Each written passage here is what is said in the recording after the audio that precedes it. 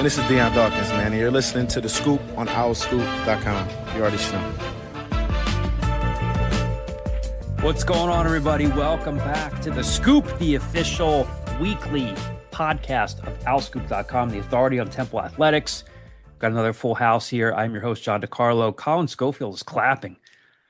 I see a Broncos hat underneath that hood. Ryan Mack is with us, and our esteemed assistant editor, Kyle Gauss, who continues to dispense valuable stats and valuable information at your beck and call after every football, basketball. Because I'm back on Twitter.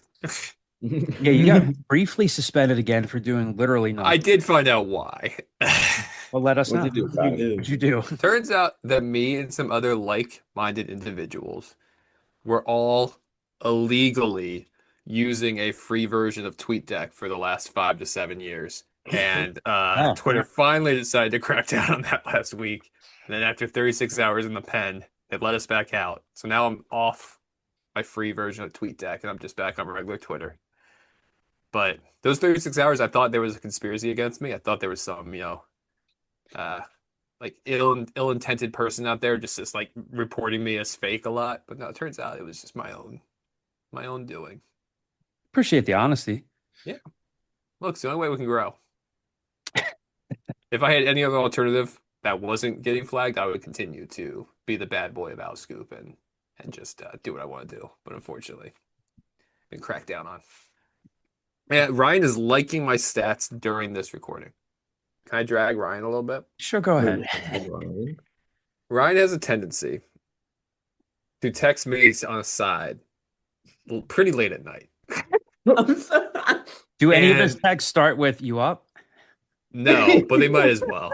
And this past weekend, he just texted me, "Can you teach me how to do like the stat thing?" And I was like, "What?" I was like, "No, I can't. Like it's like my data, and then like I'm not gonna teach you SQL. Like I don't know what to tell you." Okay. How long did it take you? And I was like, "I'm not responding to this, right? Like it's late at night during this time." I was just done with it. But the audacity to think that I was just like gatekeeping this and I could just teach you it in like 6 minutes. He asked me how long it take. The legitimate answer is I started doing the database thing in the media room of the Leacore Center in 2014 is the legitimate answer. So like a decade worth of compiling stats. Typical Gen Z kid just wants everything instantaneously. But I just like that it's always around a certain time. I was genuinely curious. They're always between 12 and 2 in the morning. No, I think they're a little earlier than that. Okay. Ryan Mack texts me. First of all, notification silence. I appreciate that. This one wasn't bad. 7:57. In fairness, I had just texted him 2 days earlier and asked him to chronicle, like to take a list of everything you ate on the way to West Point, and then at what point you complained about your stomach being upset. Like I did give him a mission, and I texted him that at 10:30 on Friday. So like It was very I had established in that regard. Very But smooth. Saturday, October 18th, 11:06 p.m. How do Y get these stats?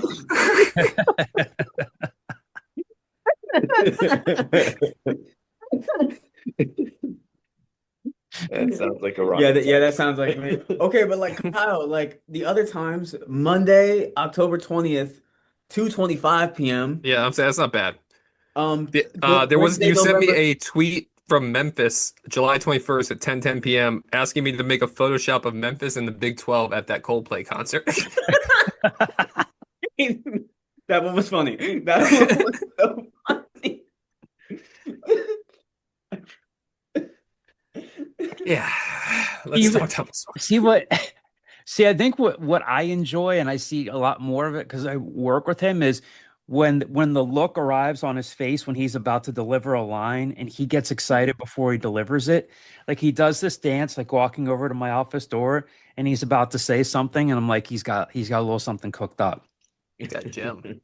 Didn't do that in the car because he slept through probably 70% of the trip, but a sweetheart would wake up from a nap and say, "I'm sorry, John. I'm sorry." But everyone else was asleep in the car too. Dom was asleep. Amari was asleep. They were like the little kids who woke up like, "Hey, we woke up. We made good time." See, that's poor etiquette. If one of you is doing it, sure, but like you're not their chauffeur.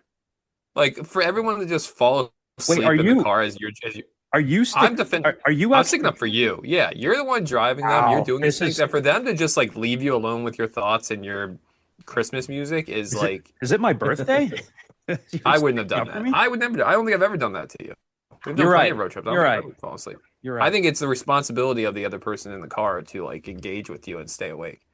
We used to I just play a game where we'd bring up random like sports reference pages, like the 1997 Big East football season, and have you guess who led each team in running, in rushing. Hmm. That sounds like my Surprisingly best. good at it. Yeah. Yeah. John, I'm so sorry. I did talk with you for most of the You time when I did. was. He did. He did. We had some banter. He got me started on listening to Christmas music. On the way back, he was like, You know how I know it's Christmas season coming up? Because Santa's starting to appear on things. The yeah, Santa sodas are out. yeah. We're skipping Thanksgiving. My wife tells me that Thanksgiving is a day, not a season. So that's why it's okay for us to skip past Thanksgiving and already have Christmas stuff up. Mm. We have a couple of trees up in the house with just the white lights up. I have No no trees. decorations No yet. tree. No decorations. I don't believe in Christmas trees. Yeah, you do. Yeah, I do. But they were not. It's not up yet. Maybe you came to the scoop this week for Thanksgiving takes to hear about Ryan trying to learn at the feet of Kyle in the art of stat craftsmanship. But we did want to talk to you about some of the pertinent issues at hand here. Adam Fisher's team is 2-0 after blowing out LaSalle Tuesday night. Diane Richardson's women's team did not fare so well, could not keep up with a West Virginia team that's a fringe top 25 team. They fell short of an upset bid down in Morgantown. And Temple's football bowl hopes are in serious jeopardy right now after they let a winnable game slip through their fingers up at West Point over the weekend. We were there. We'll get into all of that along with answers to your mailbag questions. The Scoop, as always, is brought to you by Greenspan and Greenspan Injury Lawyers. If you've been injured while on the road or the highway and the crash was someone else's fault, the insurance company is not going to be on your side. You need us, Temple Law grads, who will fight hard to get the compensation that you deserve. We only get paid if we win. So in Pennsylvania or New York, call us today at 215-261-7359. That's 215-261-7359. And you can find them on the web at greenspans-log.com, greenspans-law.com. You'll hear from our friend Mike Greenspan a little later in the pod with his weekly tip before the mailbag. Has a little dig at Penn State, which I enjoyed. So you'll hear from Mike later. As we do each week, we're going to remind you all that now is the perfect time to join Owl Scoop and get access to great information on recruiting, football scoop, basketball scoop, everything you could hope to know about Temple sports. So join Owl Scoop now for $1 for your first week and enjoy a complimentary year of The Athletic included with your membership. That's a heck of a deal that you can take advantage of. So go to owlscoop.com, click on that subscribe button, and we are going to do our very best each week to make sure that it is worth your money. All right, guys. Temple is now 2-0. Temple men's basketball 2-0 now after blowing out LaSalle in their Big Five opener, 90-63. They led by 13 at halftime, by as many as 35 points in the second half. Darian Ford had a game-high 22 points, one off his career high. Scored 14 in the second half after Aiden Tobiasen really got them going in the first half. They assisted on 20 of their 34 field goals. They blocked 8 shots, 6 steals, out-rebounded LaSalle by 15. So they really did everything that you pretty much would hope that they would do at this juncture. Again, it is very early. I thought it was a nice win for them, considering that, look, LaSalle is playing under a new head coach that is succeeding Fran Dunphy. They played hard for him in the first couple of games, but Temple just really just turned LaSalle aside in this game. If they can win at Villanova on December 1st at the Pavilion out in Villanova, they would play for the Big Five Championship 5 days later in South Philly at Xfinity Mobile Arena. They've got some games, obviously, before that, starting with a BC team that lost to Central Connecticut State last night, so we'll get into that too. But what'd you guys think of what you saw last night? Again, not too many negatives, if at all. Balanced scoring, balanced rebounding. They shared the ball really well. I think this was, again, it's one game, but when we talked about what we thought the identity of this team might be in sharing the ball, they did it really, really well last night. Again, I am well aware of the roster deficiencies that LaSalle has, but They weren't a team that quit on their head coach, but they just shared the ball really well last night. And with the exception of trailing by a point early on, Temple really controlled this game throughout. What do you guys think? It's kind of just everything that you kind of hit on. Really just showed the depth that really lacked last season with multiple different point scorers and just the offense being able to flow through so many different outlets. Like Jordan Mason came in to be the main point guard, but when he wasn't on the floor, Darian Ford kind of took over that spot. It didn't feel like the offense production took a dip. They're not always going to shoot 50% from the field or 50% from 3-point land. But even when that wasn't hitting, I feel like it also showed that they out rebounded the team that had 77 rebounds heading into that game, those first two games. So it just felt like everything felt like it was going well and felt like everything that they went to the offseason to try to do with that rebounding, with their defense, kind of showed yesterday. And it's like, okay, this team is a bit different. There's 11 new guys. This is what they're here to do. And I feel like it kind of showed a lot.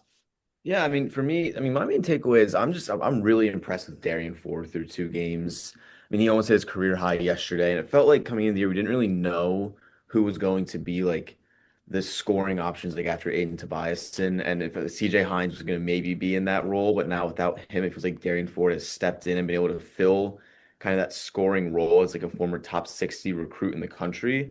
So I've been really impressed with how he's been on both sides of the floor, especially on the offensive end, and that was evident yesterday as he was hitting from beyond the arc, getting to the bucket as well. So I was impressed with Darian Ford. Yeah, I mean, I don't think if you had told me coming into the season that after two games, Darren Ford would be taking more shots than Ian Tobias, and I would have necessarily believed that off the bat. Obviously, incredibly small sample size of two games. And like John said, I mean, there's obviously roster deficiencies in LaSalle. They were playing without, Noah Collier, like a lot of their bigs.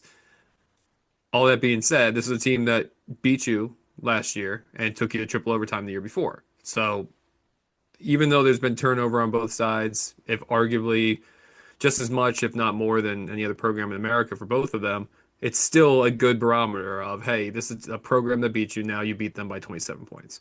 So I think I'll just echo with a lot of what everybody said. I think their assist to turnover ratio is like 10th in the nation now.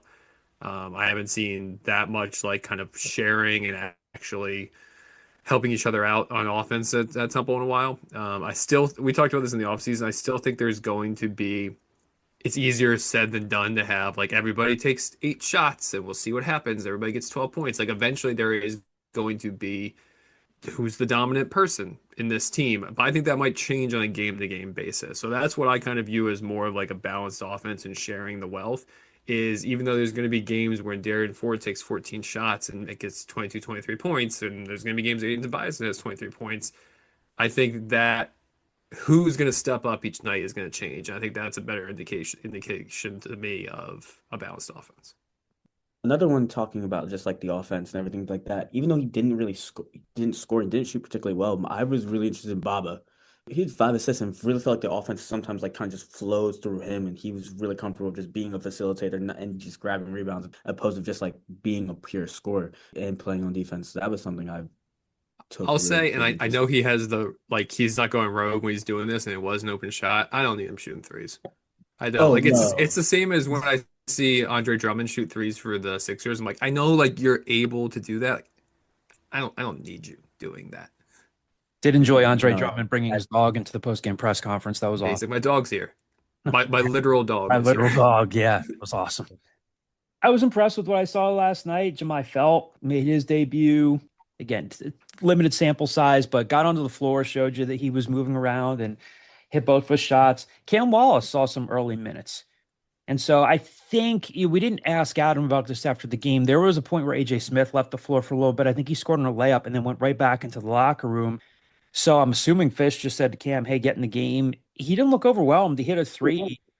I think that was the play where Baba had the ball under the basket and he fed it out to him at the top of the key. So as you said, Kyle, I mean, like it is a little easier said than done to keep everybody happy, and the opponents will certainly get more difficult. You've been saying we're going to find out more about this team as we get into later November, early December, but they really did move the ball around really well and seemed to get along, seemed to be happy. I mean, Aiden Tobias hit his first 4 shots, looked great, had a couple steals, had a couple rebounds, and then Darian Ford kind of took over. I don't know that and I could be wrong here, I don't know that Darian Ford will consistently hit from 3 like he did last night. Although 2 seasons ago, I think he hit at a 37% clip. He wasn't as good last season, but been working on a shot. And, at least this wasn't a 93-87 win over LaSalle. I mean, they really, really took it to him.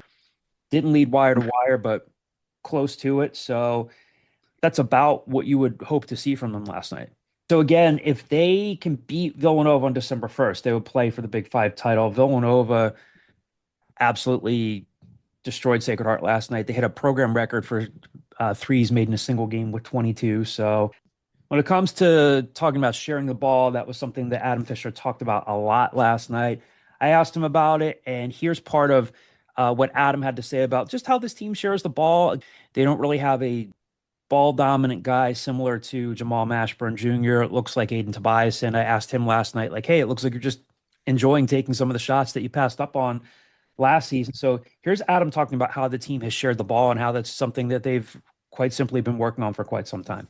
And obviously, any coach wants their team to be able to share the ball, but is that something you felt that this team could do throughout the summer, just given the makeup of the roster? Yeah, our big theme is, tougher together and 15 beats 5. And if we can get 15 guys on the same page, and we've harped on it all summer long, like we don't care who our leading scorers, don't care who this is. It's, hey, let's each night share the basketball, get better shots. And we do a lot with shot selection. We show guys individually, was this a good one? Not on the result. Sometimes you make a shot, it's not the right shot, right? Or you miss. We had a beautiful, in our first game, a beautiful paint touch, kick out, wide open 3 that we missed. That's a great shot for us. So we focus with it. We think we have a lot of guys that can move the ball and attack closeouts.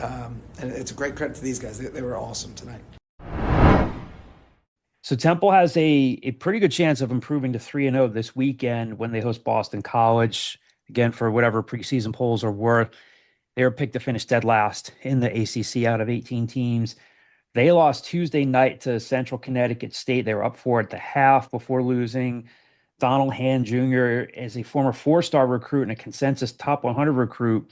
It was a good get for them at the time. He went 1 of 12 from 3 last night in the Central Connecticut State loss. Fred Payne had 17 points for them. Earl Grant might have otherwise been a target in a Temple basketball coaching search in another time, another universe. His team got out-rebounded 41-40 last night. So this is not a great BC team coming into the Liacouras Center. Again, they have to play these games. Anything can happen, but nice name recognition for the program, but this is not a good Boston College Eagles team coming in. So if Temple does what it's supposed to do, they could and probably should be 3-0 heading into next week's game against Hofstra.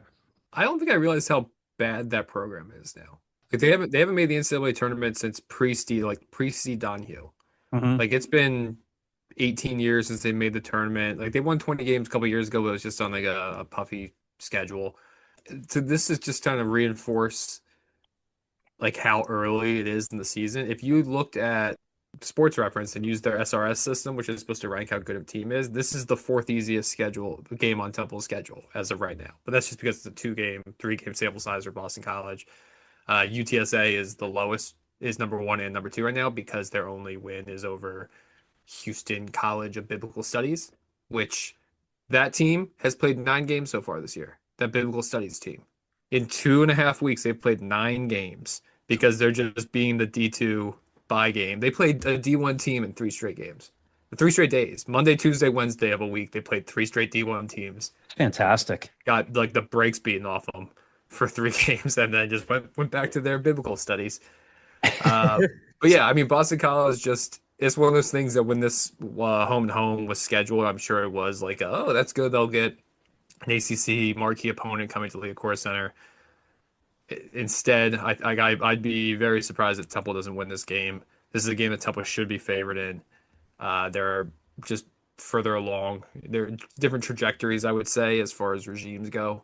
But yeah, I'm not expecting. I think if you took the ACC off Boston College's jersey, you'd say this is a mid-tier American team. Yeah, absolutely. All right, so after a 2-0 start, Diane Richardson's women's basketball team lost at West Virginia. again, a top 25, fringe top 25 West Virginia Mountaineers team, an 89-61 loss for the Temple women. They trailed 40-28 at halftime, and West Virginia really just kind of kept pulling away from there. We were obviously not down in Morgantown. We were at the game, the men's game last night in North Philly. Kayla Turner had 23 points, but the Owls shot just 33% from the floor. West Virginia shot 52% from the field. Temple got out rebounded, not by a wide margin, 41-36. Sanaya Craig had 8 boards, but she shot just 1 of 9 from the floor. West Virginia had a lot of balance scoring, 4 players in double figures. Jordan Harrison was a Big 12 preseason pick. She only had 9 points on 4 of 10 shooting, and she was 1 of 5 from 3. So they did a good job with her, but Gia Cook and Sydney Shaw had 16 points apiece. So I know that this was probably going to be one of the toughest games on Temple's schedule. So not shocking that they lost. Temple's hosting LaSalle Friday at the Liacouras Center in that 11 a.m. game. They're 3-0. So that should be a fun game for fans. Hopefully they'll get a good crowd out to that one. But Ryan, Colin, what did you think going into last night? I know that it probably would have been safe to pick West Virginia to win, but just looking at the box score, looking at what happened, is this just Temple losing to a better team that had more pieces? I think so. I think West Virginia is a significantly better team. They hung in for majority of the first half. Like they were hanging tough. And I had the game on my computer at the LaSalle game as well. So I was kind of monitoring it. And like they weren't Multitasking. I was trying to multitask. Yeah. And they weren't like it didn't look like they were overmatched on the floor with West Virginia. Like they had good looks. They had open shots pretty often. They just couldn't connect on the open shots, especially kind of in the second quarter. They never let like their deficit go like any more than 13 points. Like they kept it close, but they also didn't get closer than 8. And their defense like kept West Virginia without a field goal for I think nearly the final 5 or 6 minutes of that second quarter, but their offense just couldn't get it within 8 points. And I think like one of the biggest things for me right now is it was in the George Washington game too, and then this game is their offense is really starting slow these last 2 games. Against GW, they shot 11% in the first quarter, and now against West Virginia, they shot 28% and had 6 turnovers. I think 4 of those turnovers were traveling violations. So it's just like a slow offensive start, it didn't really hurt them against George Washington, but against a team like West Virginia and if that happens, other really good like teams in their conference, like that might be something that kind of comes back to bite them. I feel like that's something that we've talked about for the past couple of seasons, though, right?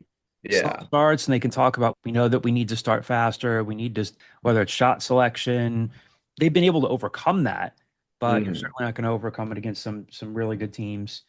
Yeah, one thing that stuck out to me, and I think this makes sense when you consider it's like a step up in competition, is this was the first game where I think you saw that Temple's like second unit really wasn't up to like the level of West Virginia. Like you went from a time against George Mason, Temple's bench had 29 points. Against George Washington, Temple's bench had 34 points, and they have 6 against West Virginia.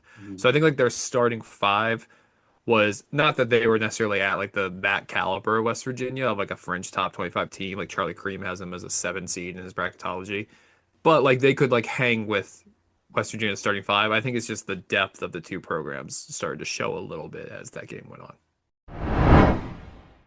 As we said earlier, those bowl hopes for the Temple football program are looking bleaker and bleaker by the minute. So now it's down to, can they get refreshed off the bye and beat Tulane at home, or could they knock off North Texas 6 days later on the road in Denton?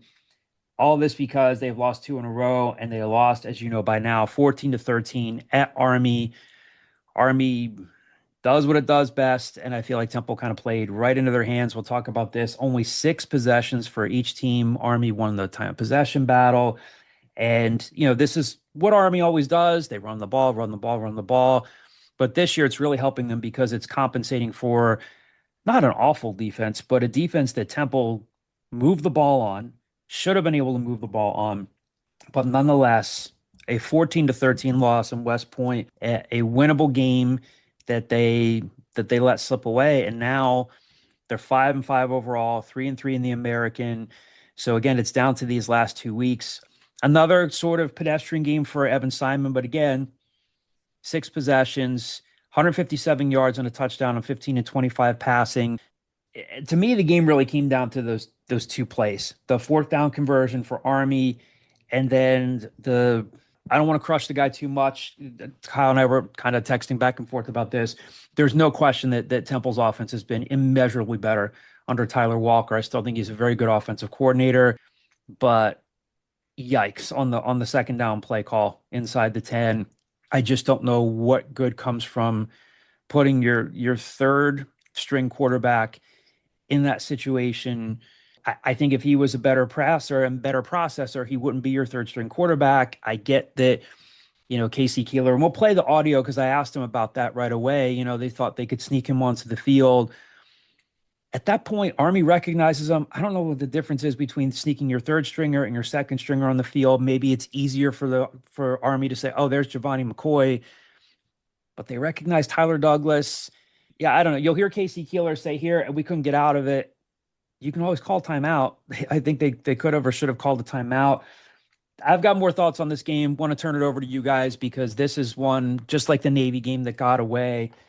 This really should be a 7-3 football team. And again, I think the program's headed in the right direction, but now it's a year-by-year thing. Can you keep these good young players? Can you keep Kavion Mason, who, Kyle, you're watching at home. He's getting Saquon Barkley comparisons, whether that's fair or not. Adam Brenneman's then Twitter searching his own name and Yeah. quote tweeting my tweets. Yeah. The 4th down pass is excusable because that's what Army can get you on. And they bait you into like, okay, we got to stack the box more. So if Curly Ordonez's eyes get caught in the wrong place for just a second, the tight end gets behind him. But again, I know that conventional play calling, there's no guarantee that they go 92 yards with conventional play calling. But, Amari Womack, who's on our staff, was pointing out, like, we were sitting up in the press box. He was saying, look, Evan, yes, he was getting pressure, but they were having less success when they were rolling him out. He had a relatively clean pocket when he was dropping back, and some of those seam routes to like a guy like Peter Clark, when they were rolling him out, or then the trick play obviously didn't work. A game that they just let slip away, and I think they should be 7-3 right now, looking at bowl eligibility and still playing in the upper tier of the conference. But here they are. What did you guys take out of Saturday? I'm going to push back a little bit when you said it's excusable, that 4th down pass. And this sounds like revisionist history. I 100% saw it coming. Once they lined up in shotgun, I was like, Yeah. Army's taking a shot here. Mhm. Like, this is like the time when they're going to put their throat in the neck here and go for that. So like, with that being said, like, football plays happen. Like, there's times you just get beat, right? That's not like absurd to me that like, yeah, they converted a 4th down. Like, that happens. Like, they're a football team as well. The issue to me is I don't know the exact dynamics of, does Tyler Walker go to Casey Keeler and say, I want to take this shot? Does he have the authority to make the decision to do that on his own? Is it collaborative? Like, I'm not sure. All I know is you decided to bring in your 3rd string quarterback and play a trick play with your backup against your own end zone after you had just gone on 3 straight scoring drives. Like, your base offense had just moved the ball 75, 47, and 68 yards. Yeah. You had 11 minutes.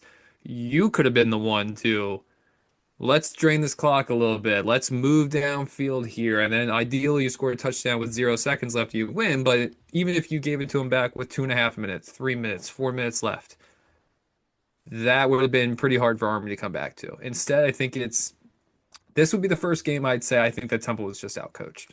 Strike. I mean, Jeff Monken's a hell of a coach. There's a reason like he turned around that program that was really bad for a really long time, and now they're, Colin, cover your ears, they're just as good, if not better, of a program as Navy is. Like, they've taken that step up to that point.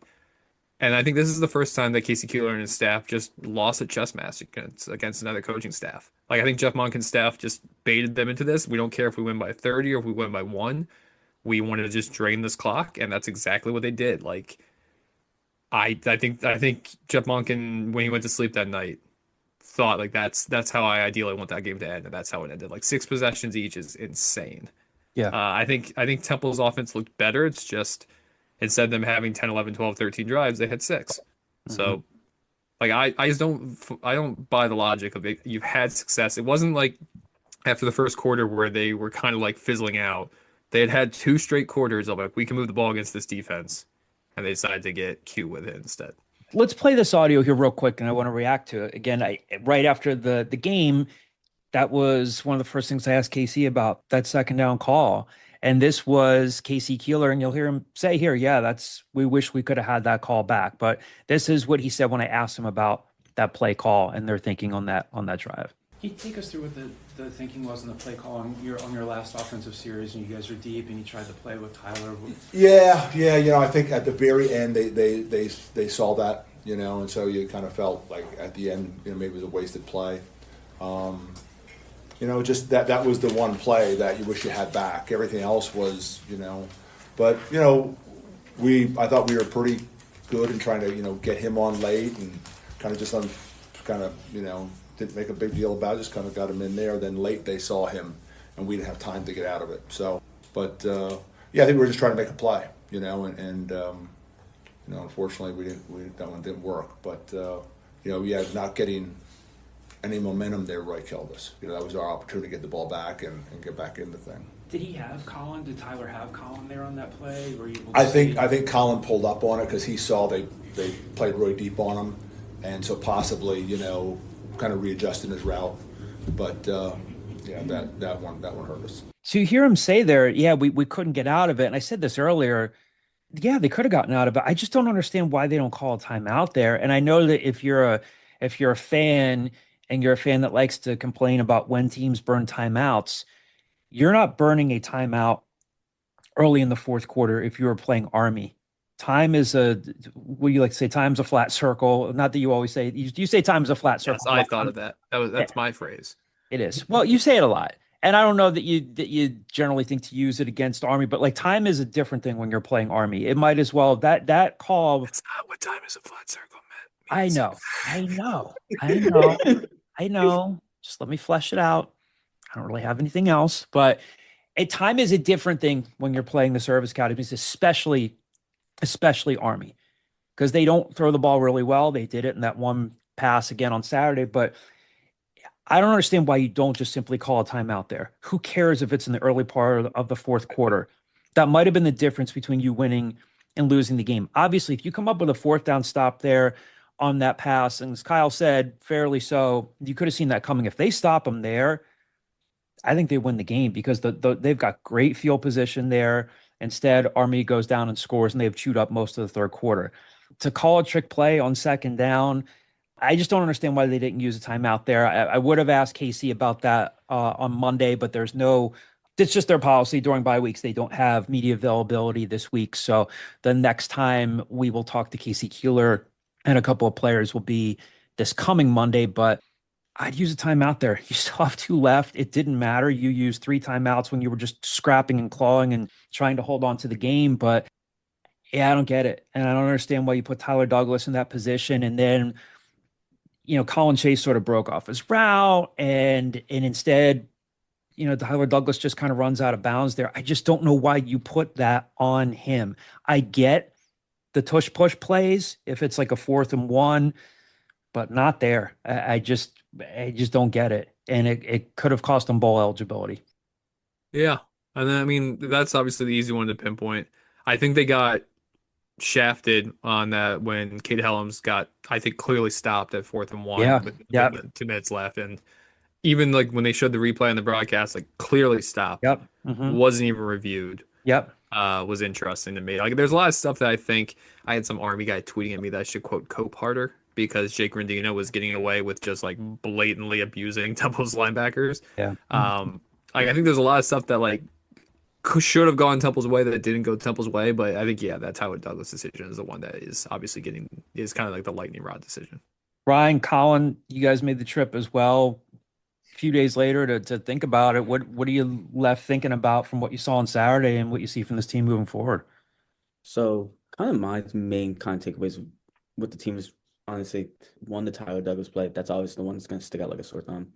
But 2, also the lack of running the ball, especially when it was working. Like neither Jay Ducker nor Kevin Mason had more than 10 or more carries in that game, and it was working when they were going to them. Also, again, just like the little miscues that kept happening throughout time and throughout the game. The opening kickoff where Hunter Smith hesitates to grab the ball because he thought he was going out of bounds, hesitates again, picks up at the 3. They get to the 15, block in the back, you're pushed down. They end up being, even though they end up being able to get some yards on it, they end up punting and just kind of things like that. The 2 Peter Clark missed throws, even though they were able to get a touchdown on that to kind of chase the next play. The next drive, you had a chance to get a touchdown. That's a big one. The missed field goal on the second drive of the game. Those are 10 quick points that take you from 13 points to 20 right there. It's just the little miscues and little everything. You brought up a couple interesting points in a couple of parts of the game that we hadn't talked about. I mean, Evan Simon, you can tell he's like the emotional leader of this team. He was like really hoarse after the game. I think it's nice that he takes credit for missing that throw. I thought it was interesting that he said that he threw that ball to Peter too soon. From the press box, it looked like he was throwing it too late. That was not exactly like maybe the easiest throw to make, but yeah, missed opportunity there. They tried, they took a shot, they hit that field goal. I also thought it was interesting, and again, it didn't really matter because they called the trick play. They had Hunter Smith in on that last possession. I don't know if Tyler Walker thought he was going to recreate some magic with having Hunter Smith in one of those long runs. He's had a couple of 70+ yard runs this year, but no Jay Ducker in there. Ryan, just real quickly though, to your point, yeah, the carry totals were lower for the running backs, but they just didn't have the ball that much. I think that was part of it. So I don't know that I would beat them up as much for not running the ball as much. I think in a somewhat more normal game, I think you probably would have had a healthier balance. They also, on third down, they had a zone read run instead of throwing the ball. Again, it's very, very easy to Monday morning quarterback all this stuff. But I agree with Kyle. I think that the program is headed in the right direction with coaching, but I think they got outcoached on Saturday because of just time, space, knowing when you're going to get the ball, not going to get the ball back. And, the missed throw to Peter Clark, I get it, but I don't know. The game should have come down to that. Yeah. And I mean, I actually think Temple's defense played like okay, like all things considered, especially considering they were playing without Sekou Chroma and Demeric Morris. Yeah. Like your two, like the guys that I think would probably be the best at stopping the run in the middle there, playing without them. Like I think they played fine. I think the offense can move the ball, and then the end just came down to Casey Keeler loves to say these are all 50-50 games, and back-to-back games that they've ended up on the wrong side of that 50-50. Guys, we'll talk about the Tulane game more next week, but as we're sitting here on a Wednesday, could you sell me on this team comes out of the bye if they can get, as Kyle just said, let's say they get Demeric Morris healthy and they get Sekou Chroma sort of healthy and they have more time to prepare coming out of the bye, as good as Tulane has been, they've been, I don't want to call them a Jekyll and Hyde team. They've been more good than bad, but I think we're looking at their best chance coming out of the bye, right? Like, could you sell me on we're sitting here a week from Saturday saying, hey, this team got bowl eligible because they were able to self-scout, they got healthier, and they beat Tulane. Is it possible? Sure. Yeah. I mean, first of all, I gotta stop saying that Tulane's not Tulane because then they go out and they beat Memphis after I've spent the last 3 weeks saying it's not your Tulane team of old. Yeah, but on the road too. Yeah, but for the most part, that's been their downfall this year is on the road. Like they got stomped by UTSA on the road. Like lost by like 25 points to UTSA. They barely beat a Sun Belt team in South Alabama on the road. Obviously, at Ole Miss is a whole other animal, but they lost there on the road. It wouldn't surprise me. I mean, it would surprise me, but it's not unfathomable to think that like Tulane, they're playing FAU this week. They're not thinking about Temple whatsoever. Temple gets 2 weeks to gear up for this, 2 weeks to get healthier. It's at the link. It's senior day. Like, yeah, this is their better chance than North Texas on Black Friday 6 days later for sure. We tell you each week that one of the benefits of subscribing to owlscoop.com is Kyle's recruiting roundup coverage. You can read about Darius Pope's big game. Playoff season now. Kyle, give people a little bit of a slice of what you have in recruiting roundup this week without giving away the whole story. One of the interesting things I think is if you were paying attention to last week and then just high school sports in general, St. Francis Academy was supposed to play IMG Academy last week. That's on threes, like number 1 and number 2 teams in the nation. Like it was supposed to just be like, this is high school football. This is the best of the best. They then rescheduled for some reason, or they were going to like middle of December. And then IMG Academy just decided that's too much time off, and they're just going to cancel the game. So for guys like Cohen Logan, John Watkins, Logan King, yes, sorry, I got confused because Logan King and Cohen Logan. Yeah. So Cohen Logan, John Watkins, Logan King, those guys are gearing up for maybe like the Super Bowl of high school sports. Obviously didn't happen. Elsewhere, you're starting to run into like a lot of guys' seasons are over, or their actual season might be over, but they might be coming back for like a Thanksgiving bowl game, like Alex Hanks. But yeah, another productive day. I don't have my normal guys of RJ Blunt rushing for 200 yards like usual, but definitely still some noteworthy performances. It's just interesting to me that for a program like IMG Academy that is like all about just like we'll play anybody anywhere, and we have this massive budget for them to pull out against their toughest competition was interesting. Again, another reason to subscribe to Owl Scoop, and we're getting closer and closer to National Signing Day next month. It's also National Signing Day for basketball. National Signing Week for basketball right now. Yeah, it is. It is. Derek Morton Rivera, barring any last minute change of plans, should be signing. So stay tuned for the football recruiting front. Again, we'll have you covered there. And one of the reasons to subscribe is, again, when Kyle gets some recruiting scoop, he drops it on the football message board first to get it right to everybody. So you can keep up with all of our recruiting coverage there on the football front. As we said earlier in the show, each week, before we get into the mailbag, our friend Mike Greenspan of Greenspan and Greenspan Injury Lawyers gives us a weekly tip to keep you safe on the roads and in life. Has a little message on ice scraping. He's in New York, closer to West Point. Wanted to meet up with Mike before the game. It took us forever to get into the parking lot. So didn't get a chance to catch up to Mike, but he's got a message here about scraping ice, which he's getting a little bit more of, although it's a little chill here in the Philly area. So scraping ice and then a little dig at Penn State. By the way, that catch, holy crap. Yeah, that was awesome. His Incredible body catch. control. And I'll shout out my buddy Teddy Bailey, living out in Chicago, Indiana grad, was kind of having a little bit of a meltdown during the game, and then all was well. But I thought Gus Johnson's call in the game, I thought that was AI at first. And I was just, no, that was really Gus Johnson. Like, he's just... I had a buddy there, and he was texting me like as it happened, as they're doing the review, and he's like, the angle they're showing in the stadium, he's like, it doesn't look like it got down. I was like, oh, it was like the best work of camera work ever on TV. I was like, they know like it's crystal clear. He got one, if not both feet down. Like, this is a catch. But yeah, credit to the official and credit to the cameraman for just doing like a perfect job. It was incredible. So here's Mike's weekly tip, and then we will get into the mailbag to answer your questions.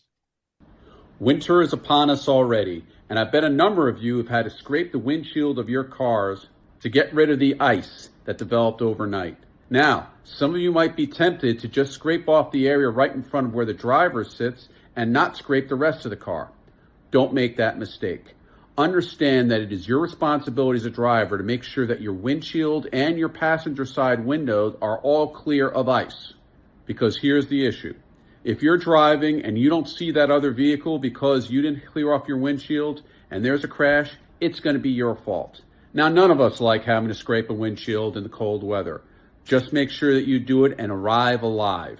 And as annoying as it is, while you're scraping, keep in mind, you could have been a Penn State fan sitting at Beaver Stadium watching Indiana rip your hearts out. Go Owls. All right, my buddy Mark checking in via text.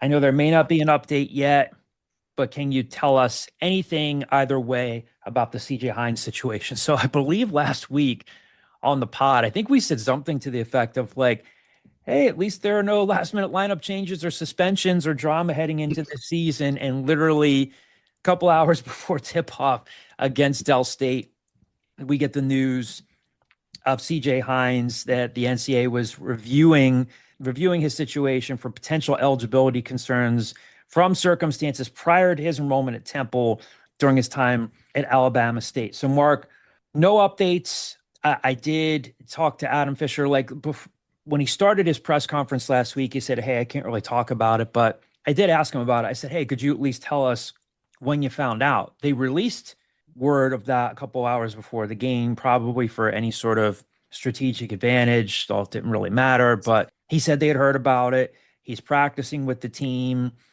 No updates. I think that we can reasonably deduce that the language here is similar to what you've seen with other gambling investigations. We are not saying that CJ Hines gambled on anything, but from what we've been able to gather, and Kyle, correct me if I'm wrong on this, this sounds like a situation where the NCAA has to do its due process. And if Temple were to play him in any games right now, and then it were to come out that CJ Hines was part of any sort of transgressions there, Temple would probably have to forfeit any games he played in, correct? Oh yeah, for sure. Like if they think there's a possibility of like he has not been ruled ineligible by the NCAA. Like, that is not a thing from what we understand. But like yeah, if he had, let's say the NCAA bucks decades and decades and decades of precedents and actually moves quickly about something. And Temple started like 5-0, 6-0, and all of a sudden they find out like, oh, CJ Hines is actually going to be ineligible entirely. Like he did do A, B, and C. Then like, yeah, I would imagine Temple would have to forfeit those games. So obviously a hit to their guard depth, which is still pretty good. But yeah, CJ Hines, from what we heard, was probably going to be the first guy off the bench if not starting. So Yeah. And that was Mark had the second part to his question here. How much of a loss is this? It's not a devastating loss, but you saw last night again, LaSalle is going to struggle this year. Maybe they won't, but they move. If they continue to move the ball like this and they're popping the ball around, CJ Hines is a guy that shot 37% from three last year. When Temple wasn't playing meaningful games in March last year or earlier this year, he was, and he has NCAA tournament experience. He absolutely would help them. So Adam said last week, he's a great young man. He's practicing with us. So as Kyle said, and I don't even think he's being snarky when he says this, the NCAA is generally horrible about this stuff. They do not move efficiently. So in a perfect world, Temple would find out sooner rather than later on this, and CJ Hines would figure out what's going to happen sooner rather than later. Unless something has changed, he's able to continue to practice with the team. So if they were to get good news at some point this season, he would obviously have to knock off some playing rust, but yeah, he would absolutely help them. He can shoot the ball a little bit. He's played a lot of basketball. I also think just adding him would prevent situations like where you see Aiden Tobiason play 38 minutes against Delaware State. Yeah. Like people are going to accuse me for trying to turn this into WIP, but it's the same concerns I have with the Sixers and Tyrese Maxey. Like, yes, you're winning these games, you're continuing to play that much, but like that playing those many minutes over the course of a year is going to beat down your body. So like he's another proven commodity that could come in and score in lieu of Aiden Tobiason instead of Aiden Tobiason having to play to this point 35 and a half minutes a game. So we will keep you updated there. We'll see how things go here moving forward. From the football message board from the screen named Malenko, one of our longtime subscribers, feel free to just answer this on the board. But with the football season winding down, was any money raised by the Excellence Fund or anywhere else to help in trying to retain current players and add transfers? Or are they looking at similar money overall as last year? They haven't announced any fundraising money. There's been, like, for example, you saw the initiative that Diane Richardson spearheaded in terms of getting Dawn Staley on board. We haven't seen anything like that with football. Only Arthur Johnson knows what they brought in and not brought in. But it's a relevant question because, again, in 2025, we can say that the football program is headed in the right direction, which I think we can say. I mean, they had nowhere to go but up. But I agree with Kyle. I think they were outcoached on Saturday, but I think otherwise they're in good hands. But if you look at this roster, Peter Clark, you're going to need to fight to keep him. Kevion Mason, you're going to need to fight to keep him. And if you think that these guys are not being tampered with right now, multiple days out of the week, you're putting your head in the sand. So Naive. This is very naive if you're thinking that. Yeah. It's just I can tell you without a doubt that is happening. There are members of Temple's team that are already. It might not be as concrete as I know I'm getting X amount from Team Y, and what are you going to do about it? But they've been reached out to, especially considering anybody with a Twitter bio can reach out on behalf of anybody in school at this point. Yeah, and they can pretend to be or deem themselves to be an NIL agent, but and hey, that's not disingenuous, but using a free tweet deck is that's where Twitter draws the line. Yeah. Kudos to Temple to be able to, a guy like Andrew Pierce. Again, I know that there's a lot of football talent in Florida, but Kevion Mason looks really, really good. And he is, if Temple can keep him, he and RJ Blunt are the future at that position, but anybody with a set of eyes can look at him and say, gosh, this kid can really play. So That's the Al Golden quote. Even my wife could tell Bernard Pierce yeah, is good. yeah. Easy, Al. Maybe your wife's very good at identifying talent. Yeah.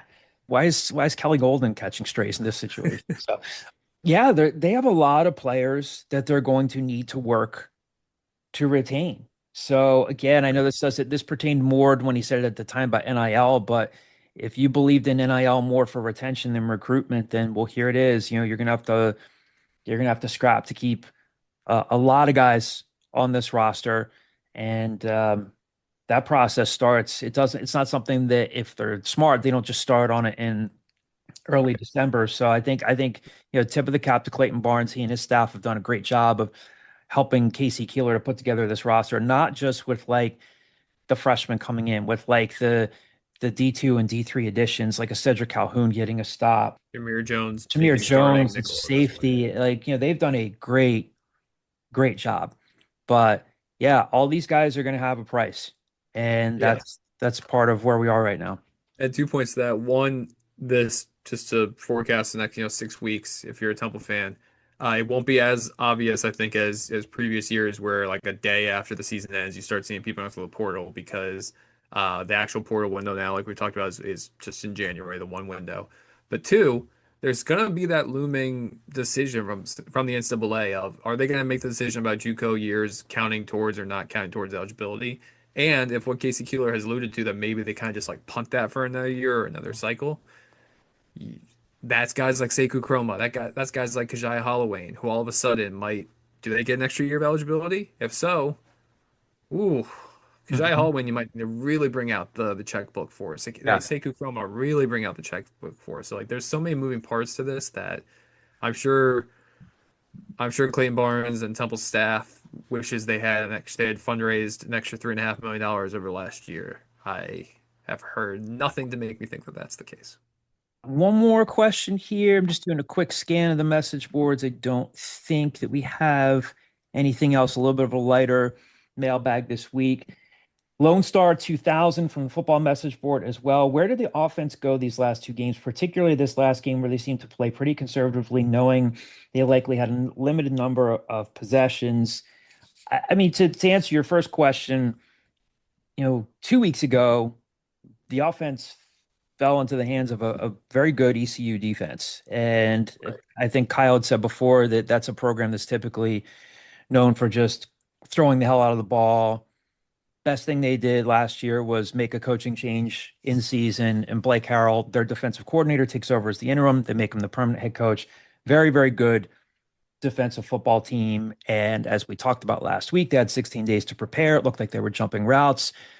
And I think they just ran into a very good defense. I think what happened this week, as we said earlier, is, I don't know, this kind of ties into your second part. Playing conservatively might be like, hey, how do you parse out how much are we going to run? Evan Simon said, hey, we have to be efficient on first down. So you might want to run a little bit more to chew up more clock. But 2 weeks ago, what happened to the offense was you ran into a good defense. This week, you didn't have as many possessions, and they played sort of conservatively, but then you took a huge risk, as we said before, not to bring it up again, but I don't think having your third string quarterback try to throw a trick play pass on second down was conservative. It ended up being foolish. Yeah, I just think it's hard for Temple fans after hearing Casey Keeler talk about like, oh, we play better when we're aggressive and all this stuff, that it's hard for them not to hear that and think like, okay, then you played scared against Army Yeah. because you were afraid of these three and outs, which you ended up having a three and out the one time that you did take a shot. But you're afraid of these three and outs. You're afraid of just giving the ball right back to Army and having them have the ball for 20 of 21 minutes or whatever it might have ended up being. But when they did just run their base offense, they were relatively successful. I mean, they averaged 5.8 yards per play. If they had had their normal like 65 plays, that would have been pushing 400 yards of offense. It's just they just played directly into Army's hands. Yeah, so I don't necessarily buy like the offense is broken or anything like that. But yeah, I mean back to back weeks of 13, 14 points, but for two very different reasons in my opinion. Yeah. Any closing thoughts before we sign off on this week's episode? Any Thanksgiving? Got in a verbal altercation with a soccer coach on Saturday. Oh boy. Really, Kyle? Uh-oh. The opposing coach? Uh-huh. Like right away. Right away. First of all, this team beat the brakes off us week 2, like 13-5. We go up 1-0. They score a goal. It's 1-1. I'm setting my team back up. My team has a bad habit of I line them up in center field and I say like, you go here, you go here. Instead, they sit in like the corner of. I'm not the most technical soccer coach. I don't know what it is. They stand like as far away as possible during the kickoff as possible. And I try to get them forward. They never do it. We have 2 weeks left in the season. It's kind of just like a lost cause at this point. This guy doesn't know these kids, has never met these kids, tries telling my kids like, take a step in. You go here. Like he's trying to coach my team. So I tell him, I'll coach my team. Thanks. Oh, And this guy a little looks at me escalation and there. says, how about you actually coach them then? And this is a 9 a.m. kickoff. So this is like 9 a.m. It's 1-1. It's probably 9:05 a.m. at the latest. Wow. 9:05 a.m. on a Saturday. I was like, relax, buddy. It's kindergarten soccer. So he then, like, his team just dominates us. And then at halftime, I'm like, okay, I'm talking to my wife. She's like, he's saying all these things to his kids about like at one point when they went up 6-1, he made them do a 6-7 celebration. Like they celebrated, but they all started chanting 6-7 and making the motion. It was very weird. I was like, all right, I'm just gonna like squash this. So I go up to the guy at halftime and I'm talking to him and I'm like, hey, I just like they don't know you, like they're gonna shut down. Like these are 6-year-olds, 5 and 6-year-olds. They don't need a stranger like telling them to coach. Like just don't talk to my kids. And he kind of like pseudo apologizes. And then he says, I just feel for you, man. Like, it's obvious they don't want to play soccer. And I'm like, what are we doing here? I like mumbled something about like class act and like walked away. Then they continued to beat the crap out of us in the second half. And then after the high five line, he refuses to shake my hand. This guy doesn't shake my hand. He just leaves the field. Oh my God. Unbelievable. It's just strange. Like he was bragging to me about a player on his team who wasn't his son. He was bragging to me about a player that was just randomly assigned to his team. Like, yeah, I think I'm gonna have him play up next year. We think he's really this. I'm like, this guy was randomly assigned to your team. You just got the luck of the draw. But yeah, you have a really good player, and you're bragging to me about it. It was very strange. One of the stranger. I went and did Christmas photos afterwards. I'm like driving up to Yardley, and I like felt like an adrenaline dump while driving. I was like, oh, I'm like coming down from this like this interaction I had at 9:05 in the morning on a Saturday. Like, so right after that, you go to do Christmas photos and you're still immediately. Like I went home, changed, and immediately went up there. I'm like, whew, like feeling like a come down from this. Is it at all reflected in the pictures? Like, does your I don't face think look so. a little? No, I think I was fine. Okay. I'll tell you what it was reflective in. His kids. Like they not good sports. They were complaining. I think they might have beat us 20-1. Like they scored like 20 straight goals after that. You're supposed to peel back with like a 4 or 5 goal lead and like really just like don't demoralize their team. They never did that. He parked his best player in front of the net. Like he was just running up the score in a kindergarten soccer game. Yeah. It was good. And then I watched 2.5 hours of incredibly conservative football. Broad spectrum of experiences in the weekend, but youth coaching and stuff like that never ceases to amaze me. That's it's unbelievable. That's something. Jeff's told me a few stories because my nephew Josh plays for, I forget what team, what level he's playing on for like FC Delco, and they play a lot of teams, and he's told me some interesting stories just about parents being parents. Not even to like justify it, but that's at least club. This is rec level soccer, level kindergarten soccer. Yeah. These guys are just trying like, if there were dandelions on this field, they'd be picking dandelions. Like they're just trying. I'm trying to get them out there. We're running them. We're teaching them the sport, and you're just thanks for ruining my kid's Saturday morning. Colin, how were you in youth sports growing up? Did you ever play for any coaches like that? Did you yourself get into any sort of dust ups, or were you pretty much? No. Did I get any dust ups? Absolutely not. Me at soccer, I was the kid picking dandelions. But we used to play on much bigger fields, even when you were that age. Like we were playing like regulation fields, or like slightly bigger. So like you could like hide a kid on defense almost. I play on much smaller fields now because it's supposed to be like more action packed and keep the kids excited. Baseball, I have this memory of just like I had a really bad year when I was like 9. And it just kind of like just shut down. But I still got an RBI double in the championship game. So like there were still moments where I just like lucked into moments. But yeah, I just shut down because you're just like demoralized. Right? I'm giving up my Saturday mornings to just be yelled at by another coach or anything like that. But I don't remember my coaches ever being aggressive. I do appreciate you getting that off your chest. It sounds like that was productive. I did ask Colin a question, but you were like, but Colin. I've been waiting. I was waiting for you to bring it up. I was talking to a friend of ours. He's like, "Are you gonna bring it up on the scoop?" And I said, "Well, if it gets asked about, I'll bring it up." Yeah. And then as I sat here, I was like, "You know what? I want to talk about Gotta it." bring it up. You got some stuff you got to get out of the basement and get up to the living room. Am I upset it happened? Sure. Wish it didn't happen. Am I also glad that I now have this story to tell, and I've told this story like 10 times in the last 4 days? Absolutely. I've like gauged how people respond to it as like another like data point of like, if you don't find this weird, then maybe something's a little off with you. If you're not on my team, then yeah. Goes back to your core premise, which is I like people that like me. Yeah. That guy, not a Kyle Gauss fan. No. Yikes. Colin, what about you? Growing up in the youth sports community, did you have a coach? Did you ever play for a coach like the guy that Kyle is describing, or did you yourself ever It was me. get into it? I was his coach. I did not. I didn't get into it with any coaches, but there was a opposing coach it was like the championship game of it was either sometime between 4th and 6th grade rec baseball. I don't remember which year, but there was this rule in our rec baseball where every player had to sit on the bench for at least one inning, play in the infield and play in the outfield for at least one inning. But nobody followed that rule on like any of the teams. So our best player, who was like our starting pitcher and then played third base every game. Jay Surhall. Yeah.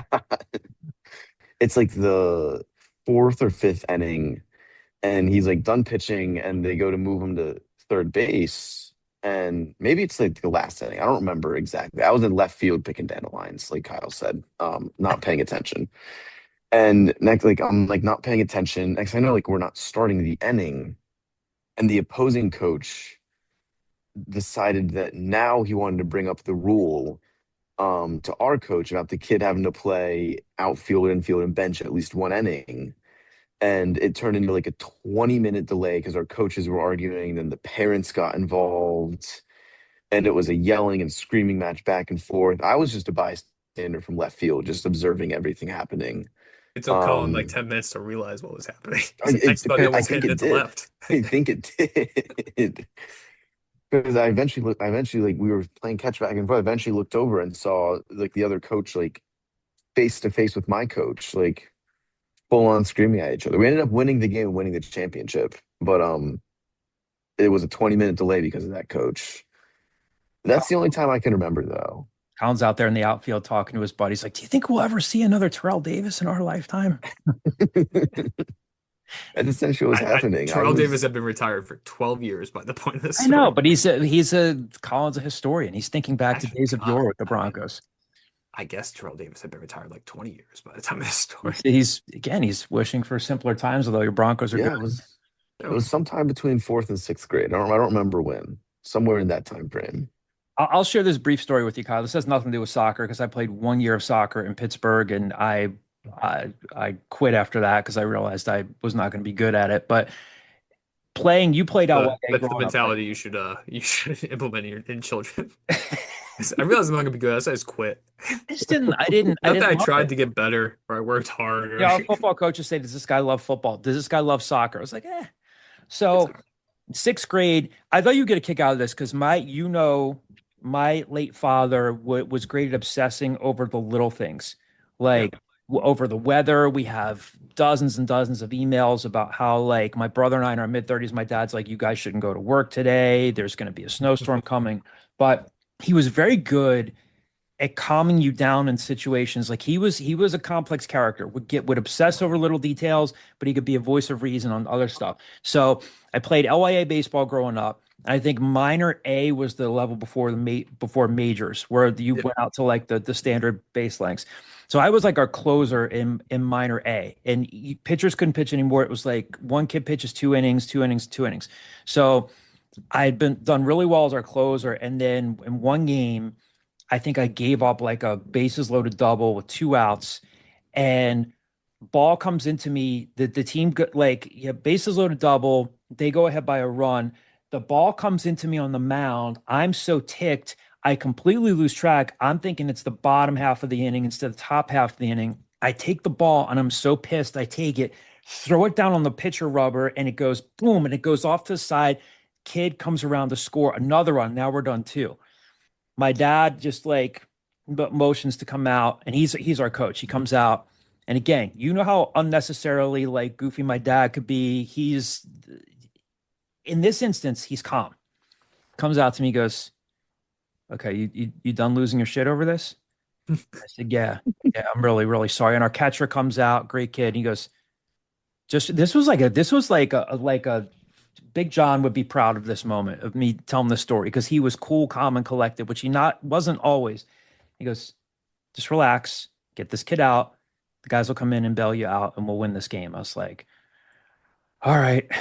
So I did, and then our team comes back, bottom half the inning, and we win the game. But me, not composed, giving up the bases, little double, and then allowing another run to come in because I just take the ball and it just caroms off of the pitcher's mound. Not my finest hour. I'm sure the other coach is probably like, "Ooh, What if Big John meets you on the mound, leans in close? He's like, "This is your dad talking to you. Are you shaving runs?" And you're like, "Boys, are you shaving runs? Well, I don't think. Are you in trouble?" I don't think the gambling community was. There's some like stereotypical guy just like smoking a cigar in the bleachers, looking at you, snapping a pencil when you stare at him. This is either you just trying to reminisce about my dad or you taking a shot at the Italian American community, or a little bit of both. Definitely the first. It's not me taking a shot at the Italian American. I know. I don't think the gambling scene in the late '80s on Field J or wherever we were on Devon Drive there was what it is now. So, my dad was great. My dad taught me how to drive. My mom was a train wreck and teaching me how to drive. My dad was really calm about that stuff, but simple things.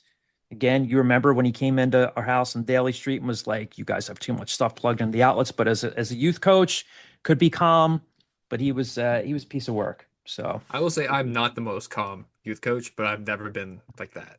So one more game, we'll see if we're back for a second year. You ever drive around? Well, if you're ever at home and you are driving anywhere near that area, do you ever look at like the youth fields and say, like, if I could just take some BP now, I'd be putting. I think to myself, every time I drive by a youth field, like I would just be bombing home. Yeah. When you're that age, like you think it's like, oh, this is like a regulation field. Look at like this is the same as Fenway. Yeah. I would just be dominating. Yeah. Which I think, doesn't Mitch Hedberg have a joke about that? I think he talks about like if you could play youth baseball now, like ooh. I've never heard that one. Mitch Hedberg is great. My cousin Len. I think I'd have an OPS of like 250, like 2,500. Like I honestly think like the only outs I would get is just like, oh yeah. I think I'm just drilling line drives at kids. Like they're not gonna be able to get like the bat speed that I had, the speed off the bat. Oh no. My favorite Mitch Hedberg joke is like, somebody asked me if I would like a frozen banana now, and I said no, but then I thought I would like a regular banana later, so I said yes. I like the one where he's like, I walked by a dry cleaner at 3 a.m. and said, "Sorry, we're closed." You don't have to apologize to me. It's 3 a.m. You are a dry cleaner. Colin, in addition to everything else we've asked you to watch, you should go back and listen to or watch some Mitch Hedberg. You might Mitch Hedberg? I've never heard of him, but I'll add it to the list. R.I.P. Yeah, you said you want to learn, so I'll write it down right now. I'll write it down. All right. Well, Mitch Hedberg, comedian. I am told he is funny. All right. Thanks for letting us get off track a little bit here, everybody. Thanks for listening to another episode of The Scoop. We'll be back next week.